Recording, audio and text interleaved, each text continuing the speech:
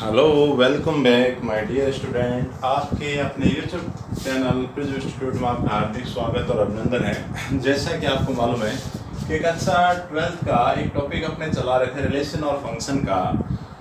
12th और 11th दोनों comment topic है ये, रिलेशन और फंक्शन। इसमें अभी तक अपने 6 वीडियो दे चुके हैं हम आपको, और 6 वीडियो के अंदर अपना जो रिलेशन वाला टॉपिक है वो कंप्लीट हो गया था, और जो फंक्शन वाला है मतलब जो फलन वाला टॉपिक है वो अपने स्टार्ट करवा चुके हैं।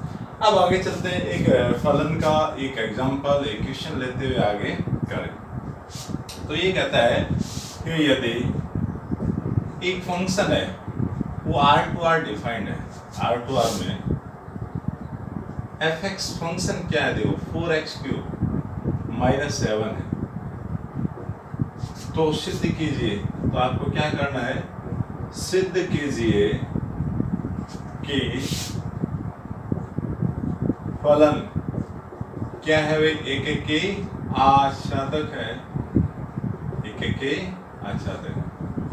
देखो सिंपल सी ट्रिक मैं आपको समझा देता हूँ। ट्रिक क्या है, देखो आप विशेष तौर पे ये ध्यान रखें कि जब कभी R2R डिफाइंड हो, है ना, डोमेन और कोडोमेन आपका R2R हो, या Z से Z हो, या क्या हो, Z से Z हो। कहने को तो क्या है कि ऐसा आपका डोमेन कोडोमेन हो जहाँ पे सेम अंक पॉजिटिव के अंदर भी आ रहा है, नेगेटिव के अंदर भी यदि आ रहा है, उस समय आप यहाँ फंक्शन पे गौर करना है, या जो फंक्शन की पावर है वो इवन नंबर नहीं होनी चाहिए, आपकी सम संख्या नहीं होनी चाहिए। जैसे जो पावर है यहाँ पे स्क्वायर नहीं होना चाहिए। यदि स्क्वायर होगा तो वो आपका 1 एक की फलन कभी नहीं होगा, वो आपका क्या होगा, बहु एक की फलन होगा। क्योंकि स्क्वायर क्या करता है, नेगेटिव को भी पॉजिटिव में चेंज करवा देगा, है ना। तो उस समय आप ये बिल्कुल ध्यान रखें कि यदि आपका जो डोमेन और कोडोमेन है वो R और Z में से होगा, और फंक्शन के अंदर यदि स्क्वायर या पावर 4 ऐसी पावर मतलब इवन नंबर यदि पावर आपको नजर आए, तो आप विशेष तौर पे ध्यान रखना कि आपका फंक्शन है वो एक की कभी भी नहीं होगा। फंक्शन क्या होगा, हमेशा बहु एक की होगा। इसका भी अभी आगे एक एग्जांपल लेके फिर मैं आपको समझा दूंगा कि एक की क्यों नहीं है। अब देखो यहाँ R2R है फंक्शन, देख लेते हैं कि यहाँ जो पावर 3 आ रही है, इसका मतलब ये 1 तो हो गई, एक के जरूर होगा। तो पहले आपको लेना है एक की है। फिर पहले तो आपको देख पता लगाना है कि एक की है या नहीं। यदि आपका फंक्शन एक की हो जाता है तो उस कंडीशन में एक की सिद्ध करने के 2 तरीके हैं। या तो आप एक काम करो, ऐसे 2 एलिमेंट लो जिनकी दोनों इमेज क्या आप ले बराबर ले लो, और लास्ट में एलिमेंट को बराबर ले आओ। उस समय आपका फंक्शन क्या होगा, 1 हो जाएगा, एक हो जाएगा। या फिर आप ऐसा काम करो कि आप ऐसे 2 एलिमेंट लो और दोनों को आपस में क्या लें, बराबर लेते हुए धीरे धीरे आप क्या करें, उसकी इमेज की, मतलब दोनों की जो इमेज आपके पास आ रही है तो उनको आपस में क्या ले लो, बराबर आप ले आओ। तो आपका फंक्शन क्या होगा, एक की 1 आ जाएगा। तो देखो आगे चलते हैं। मैं मान लेता हूँ जैसे x1 x2 2 एलिमेंट ले रहा हूँ, कहाँ से, R में से। अब मैंने ऐसे माना है कि fx1 इक्वल्स टू क्या, fx2। इसका मतलब ये जो x1 और x2 2 एलिमेंट लिए हैं, इनकी इमेज आपके पास कैसे आ रही है, बराबर है, आपस में क्या है, इक्वल है। अब इक्वल है, देखो fx होता है तो fx को किस प्रकार लिखा है इसने, 4x³ -7 x1 होगा, fx1 होगा। तो क्या होगा, यहाँ x1 ही है, तो आप x की जगह क्या लेते हुए, x1 लेते हुए इसी को आप दोबारा लिखो, क्या आएगा, 4x⁻³ -7 इक्वल्स टू fx2, मतलब यहाँ x2 आ गया भाई। तो आप भी इस फंक्शन के अंदर x की जगह क्या काम में ले लो, x2 काम में ले लो, ले लिया। अब दोनों आपने लिख दिया, देखो भाई -7 से -7 कैंसिल हो गया। इधर आपके पास क्या रहा, 4x1⁻³ फिर क्या आया, 4x2⁻³। 4 से 4 पावर कैंसिल हो गई, आपके पास इधर क्या आया, x1⁻³ इक्वल्स टू x2⁻3। अब दोनों साइड से जो पावर है उससे भी आप कैंसिल कर सकते हो। जो आपको पावर दे रखी है आप उसको सीधा हटा सकते हो, या फिर एक तरीका आपके पास पावर नहीं हटा के, भाई पावर हटाने से एक समस्या आपकी रहती है, उस समस्या से छुटकारा पाने के लिए ही की तरीका है, आपकी जो पावर है इसको आप डायरेक्ट नहीं हटा के इधर ले आओ।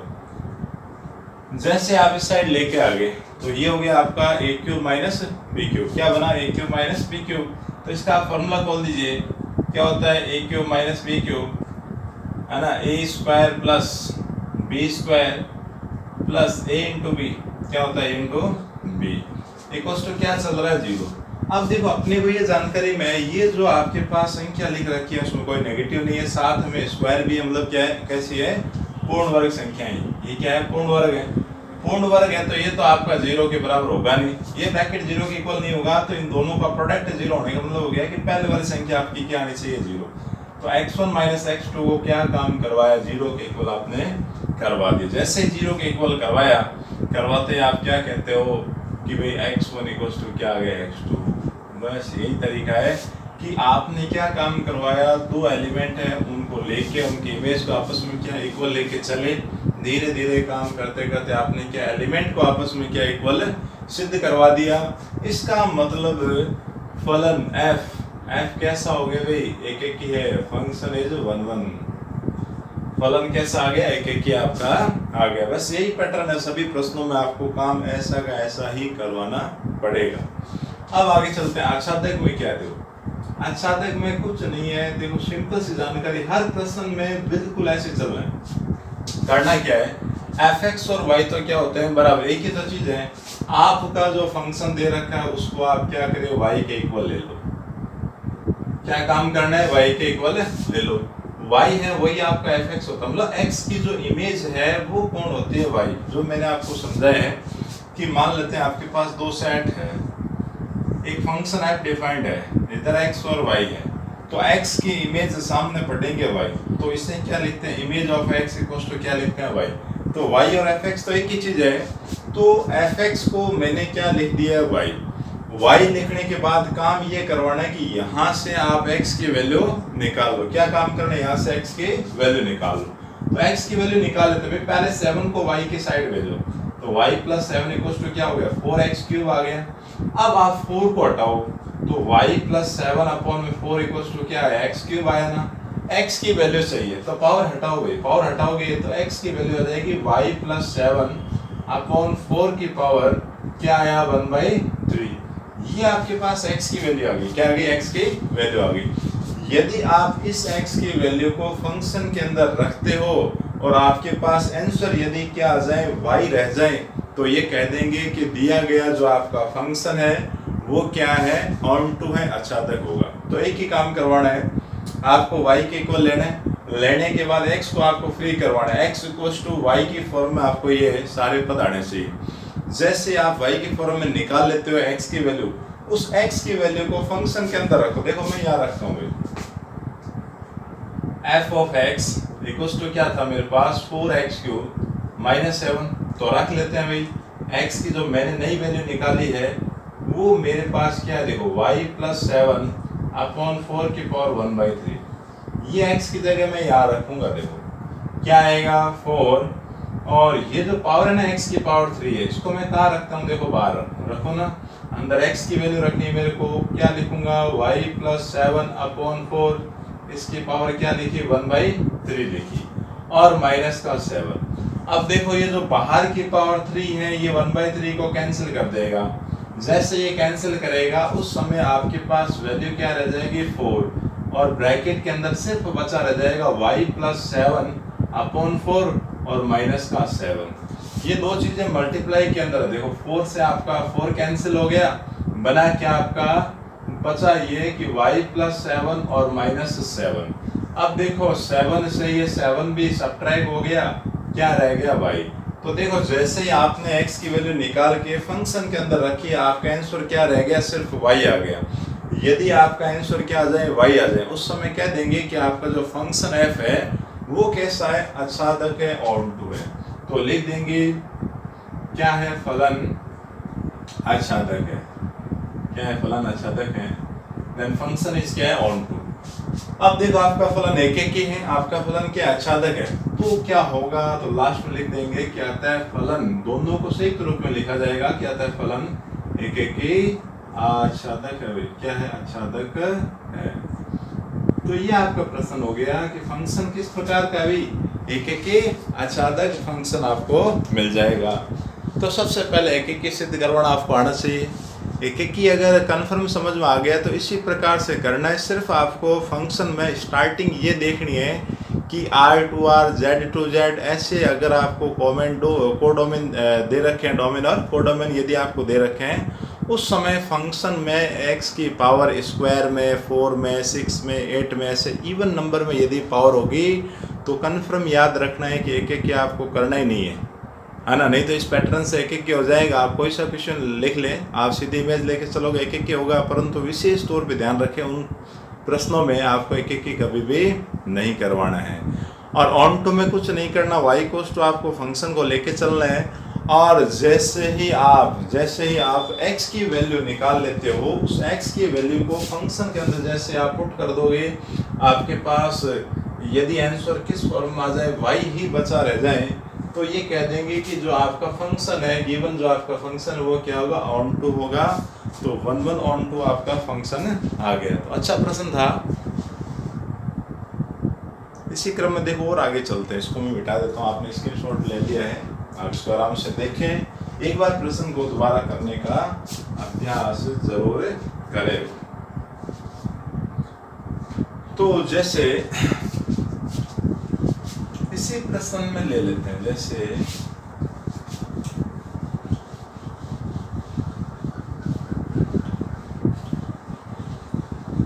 चेक करवाना, ठीक है, R2R रख लेते हैं और फंक्शन है वो मैं चेंज करवा देता हूँ, सिद्ध करना भी चेंज कर लेते हैं। अपने क्या है, फंक्शन ले लेते हैं कहाँ, R2R रियल नंबर के अंदर आप ले लें, सही Z2Z ले लें, एक ही सिस्टम है। फंक्शन में मैंने क्या लिखा कि fx इक्वल्स टू क्या है, एक्स स्क्वायर, और माइनस में क्या लिख देता हूँ 4, क्या है माइनस में 4 है। ये अपने फंक्शन ले लिया, या यूँ कह लो कि प्लस में 2 लिख देता हूँ, चलो और छोटा करूँगी आपके लिए, प्लस में 2 दे देता हूँ, ठीक है। ये फंक्शन हो गया, ये फंक्शन है। तो जांच कीजिए, तो बताइए कि फलन एक एक की आच्छादक है या नहीं, एक एक की आच्छादक है या नहीं, ये आपको चेक करवाना है, ठीक है। ऐसे प्रश्न मैंने इस प्रकार बनाए। अब देखो कि जैसे मैंने आपको कहा, एक चीज कंफर्म याद रखनी है कि यदि आपका R2R Z2Z हो, उस समय यदि स्क्वायर में, पावर 4 में, 6 में, 8 में अगर इवन नंबर में कोई पावर x की आ जाए फंक्शन के अंदर, तो आपको ये ध्यान रखना है कि ये क्या नहीं होगा, 1 1 होगा ही नहीं ना। तो आप जांच करवाएं, उसको बताएं कि ये क्या 1 1 नहीं है, मैनी 1 होगा, आपका एक एक की नहीं है, बहु एक की होगा। तो सबसे पहले एक एक की है, इसकी जांच करवाएं। अब देखो, आपको ऐसे एलिमेंट नहीं लेने जैसे मैंने पहले लिए। अब आप सेम अंक ले, एक नेगेटिव और एक पॉजिटिव ले, और उसकी इमेज देखते हैं। जैसे मान लो मैंने क्या लिया, 2 और -2 लिया। कहाँ से लिया, R में से लिया, वे डोमेन में से मैंने 2x की वैल्यू ली। पहला x1 मैंने क्या लिया 2, और दूसरा x2 को मैं क्या ले रहा हूँ, -2 ले रहा हूँ। पहले मैं fx1 की इमेज निकालूँ। fx1 का मतलब हो गया कि आप यहाँ क्या रखें, 1 रखें, x की जगह क्या रखो, 1 रखो। 1 का मतलब आप क्या रखें भाई, 2 रखें। जैसे मैंने रखा, x की जगह 2 रखा, या आप सीधा रख लो, कोई दिक्कत नहीं है। 2 के लिए आप सीधी इमेज निकाल सकते हो, जरूरी नहीं आप x1 ही रखें, आप x बराबर ये करते हुए सीधी वैल्यू निकालो, ठीक है। अब देखो ये निकाल रहे हैं। अब जैसे 2 की पावर 2 मतलब क्या हो गया, 4, 4 + 2, आपका आंसर क्या है 6। f2 आपको क्या मिला, 6 मिला। अब आप ये देखें कि x2 के लिए मतलब fx2 क्या होगा, x2 की पावर 2 और +2, x2 आपका कोण है -2 है। तो देखो इस बार x की जगह आप क्या रख लो, -2 रखें, और प्लस में क्या रखा 2। आपने क्या काम करवाया, स्क्वायर करवाते क्या आया, 4 + 2 मतलब 6 आ गया। आप ये देखें इमेज क्या आ रही है, इक्वल आ रही है ना, परंतु ये देखें एलिमेंट क्या है, बराबर नहीं है। तो आप ये कहें कि x1 नॉट इक्वल्स टू क्या x2 है, x1 x2 के क्या है, बराबर नहीं है। परंतु हुआ क्या, इनकी जो इमेज आई वो आपस में क्या आ गई, बराबर आ गई। वो आपस में क्या आ गई, बराबर आ गई। तो आपको काम क्या करना है, सीधा पता चले जाएगा कि यदि पावर इवन नंबर आ रही है तो आपका फंक्शन क्या होगा, 1 1 नहीं होगा, एक एक ही नहीं होगा। कब, जब R2R हो, Z2Z आपको क्या है, डोमेन और कोडोमेन यदि दे रखा है, उस कंडीशन में करना क्या है, इसको सिद्ध कैसे करवाना है कि आपको एक एक की बनाना ही नहीं है। उसके लिए आपको सेम एलिमेंट लेना है, एक पॉजिटिव और एक नेगेटिव। 2 2 ले लें, 4 4 ले लें, 8 8 ले लें ना, और भी ले सकते हैं। 1/2 रियल नंबर आ रखा है तो 1/2 ले लो, कोई दिक्कत नहीं है। अब आप ये चेक करवाएं कि एलिमेंट तो क्या देखो 2 -2 के इक्वल नहीं है ना, तो ये लिखा इक्वल नहीं है, परंतु ये रखने पे जो इनकी इमेज आ रही है वो क्या आ रही है, बराबर आ रही है। तो लिखेंगे क्या कि फलन एक की नहीं है, फलन कैसा एक की नहीं है। एक की नहीं है तो अपने आप ही वो फलन क्या हो जाएगा, बहुएकी हो जाएगा। तो और लिखना चाहो तो आप लिख सकते हैं f क्या है, बहुएकी है, फलन है जो क्या है, बहुएकी फलन है। कैसा है, बहुएकी फलन हो जाएगा। ऐसे जो आच्छादक चेक करवाएं कि आच्छादक होगा कि नहीं होगा, है ना, तो इसके लिए आप चेक करवाएं। क्या चेक करना है, आच्छादक मतलब ऑन टू आच्छादक फंक्शन आपका होगा या नहीं होगा। उसके लिए आपको क्या काम करना है कि फंक्शन को y लिखना है, ये लिख दिया ना। अब लिखने के बाद में आप यहाँ से x को फ्री करवाओ, तो पहले 2 कहाँ आएगा, इधर आएगा, सामने क्या रहेगा, x² बच गया। अब यहाँ से रूट लगाओ, स्क्वायर को हटाओगे तो रूट के अंदर क्या आएगा, y माइनस में 2 आएगा। क्या आएगा, y माइनस में 2 आपका वैल्यू आ चुकी है, ठीक है। अब ये वैल्यू आने के बाद आपको साथ साथ ये भी देखना है, क्या देखना है कि जो x लेंगे वो तो हमेशा लेंगे यहाँ से डोमेन में से, और y कहाँ पढ़ा जाएगा, y पढ़ा जाएगा को डोमेन के अंदर। आपको पढ़ना है कि को डोमेन के अंदर आपके पास वैल्यू आ रही या नहीं आ रही। अब आप एक बार विचार करके सोच के देखिए, क्या y की वैल्यू मैं r में से उठा के रख के देखूं तो क्या आने वाले सभी x की वैल्यू आपको पहले वाले प्रांत R में मिलती है या नहीं मिलती, मिलेगी कि नहीं मिलेगी। आप ये सपोज कीजिए, यदि आपने सीधा रखा y आ जाएगा, आ तो जाएगा, क्योंकि जैसे आप x की वैल्यू यहाँ रखोगे स्क्वायर होगा, रूट आपका हट जाएगा, है ना, -2 से प्लस वाला 2 कैंसिल हो जाएगा, y आपका बच जाएगा। वो भी तरीका कुछ हद तक, कुछ प्रश्नों तक ठीक है। अब ये नहीं, देखो कारण क्या है, कारण क्या है, यदि मैं y की वैल्यू नेगेटिव लेता हूँ भाई, क्यों नहीं ले सकता, आप ये देख ले सकते हैं ना, क्योंकि आप ये कह रहे हैं कि जो आपका जो y है मतलब कहाँ से लेंगे, को डोमेन में से लेंगे, तो को डोमेन आपका कौन है, r है या z है। r या z में क्या होता है, नेगेटिव वैल्यू भी तो होती है। मान लीजिए कि मैं y की वैल्यू क्या ले -1 ले लूँ, -4 ले लूँ, -5 ले लूँ, ऐसे अगर मैं कोई भी वैल्यू लेता हूँ तो देखो सिस्टम क्या बनेगा, आप लेके देखिए। मैं इसके अंदर रख रहा हूँ, देखो मैंने मान लो y को क्या लिया, -4 लिया, आपका -2 पड़ा है। जैसे ही y को मैंने क्या लिया था भाई, -4 लिया था, ये मैंने इसके अंदर रखा, रखते ही मेरे पास वैल्यू क्या आ गई, -6 आ गए। क्या आया, रूट के अंदर क्या आया, -6 आया। किसकी वैल्यू आई, ये आपको x की वैल्यू मिली। अब आप देखो कि x आपका है कहाँ, x आप कहाँ से पढ़ते हो, x कहाँ लाई करेगा, तो भैया ये दो तरह के सेट है ना, फंक्शन यू डिफाइंड है, ये भी r है, ये भी r है। तो आप ये देखें कि r के अंदर क्या रूट में नेगेटिव अंक होते हैं, क्या रियल नंबर का जो सेट है उसमें रूट के अंदर कोई नेगेटिव अंक आप रख सकते हैं क्या, कभी भी आपने देखा है क्या ऐसा कि भाई नेगेटिव जो इंटीजर है या सॉरी नेगेटिव जो अंक है वो इस रियल नंबर का सेट होगा क्या, कभी नहीं होगा भाई। रियल नंबर के अंदर रूट में नेगेटिव नहीं मिलेगा, बाहर से आप नेगेटिव कोई सा भी अंक ले लें। तो आपको ये समझ आया कि x की वैल्यू क्या आई, रूट -6 आ गई, जो कि कहाँ नहीं है, आपके r के अंदर लाई नहीं करती है, प्रांत के अंदर ऐसी कोई वैल्यू आपको नहीं मिलेगी ना। नहीं मिलने का क्या कारण हो गया कि आपका यहाँ लिखा गया जो -4 है, जो यहाँ लिखा गया क्या है, -4 है या -1 है या -5 है या -100 है, वो वाले एलिमेंट यहाँ के किसी एलिमेंट से क्या है, जुड़े हुए नहीं है। उनके लिए यहाँ आपको कोई ऐसे रूट के अंदर आपको नेगेटिव वैल्यू का कोई भी मान आपको नहीं मिलेगा। इसका मतलब इन एलिमेंटों के लिए प्री इमेज आपके पास बिल्कुल नहीं है, और प्री इमेज नहीं है इसका मतलब क्या हो गया कि आपके सह प्रांत के अंदर, कोडोमेन के अंदर, इसके अंदर कुछ एलिमेंट ऐसे बाकी रह गए जिनका पिछले वाले सेट मतलब प्रांत के अंदर क्या है, कोई भी प्री इमेज नहीं है। तो आपका फंक्शन क्या होगा, आच्छादक नहीं होगा, बिल्कुल भी आच्छादक नहीं होगा।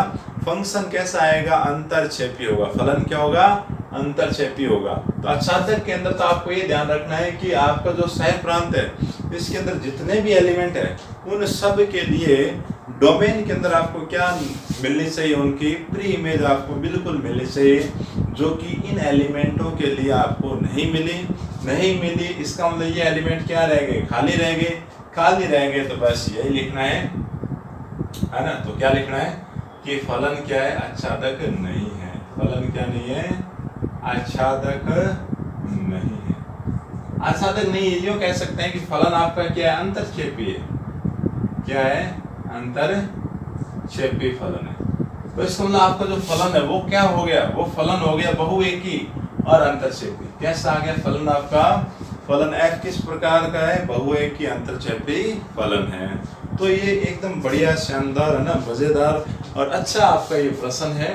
तो ये आप आराम से गौर से देखना, पहले प्रश्न को अटेंड करने से पहले देखना। करने का पैटर्न मैंने आपको समझाया है कि उसको लिखने का, हल करने का तरीका एकेकी और आच्छादक जिस प्रकार मैंने आपको पहले प्रश्न के अंदर करवाई वैसे ही आपका पूरा हर जगह हर क्वेश्चन में आपको करना है। हो जाएगा, कोई दिक्कत नहीं आएगी। पर सबसे पहला काम आपको पता ये लगाना है कि आपका फंक्शन 1 है या नहीं है, ऑन टू है या नहीं है। तो ऑन टू आपको मैंने समझा रखा है कि सह प्रांत में से कुछ एलिमेंट ऐसे उठा के आपको पता लगाना है कि क्या उनके लिए डोमेन के अंदर, प्रांत के अंदर आपको प्री इमेज मिलेगी या नहीं मिलेगी। तो अब देखें, आपको जो नेक्स्ट इन एक प्रश्नों को गौर से आप देखें, पढ़ें, 2-3 बार आप करें। ऐसे उदाहरण आप भी बना के खुद भी करें, और कुछ चैप्टर के जो क्वेश्चन है वो भी आप उठा के करें। और बाकी का जो आगे का जो पोर्शन है वो नेक्स्ट वीडियो के अंदर फिर आपको बता दिया जाएगा। नए प्रश्न लेके उसमें फिर हाजिर होंगे आपके सामने। और चैनल अगर अच्छा लग रहा है तो लाइक शेयर तो ज़रूर करें, साथ में चैनल को सब्सक्राइब ज़रूर करें। हमारा टेलीग्राम भी है, तो टेलीग्राम लिंक पे भी आप ज्वाइंट हो सकते हैं, नीचे डिस्क्रिप्शन में आपको मिल जाएगा। तो नेक्स्ट वीडियो में फिर मुलाकात होती है, तब तक थैंक यू।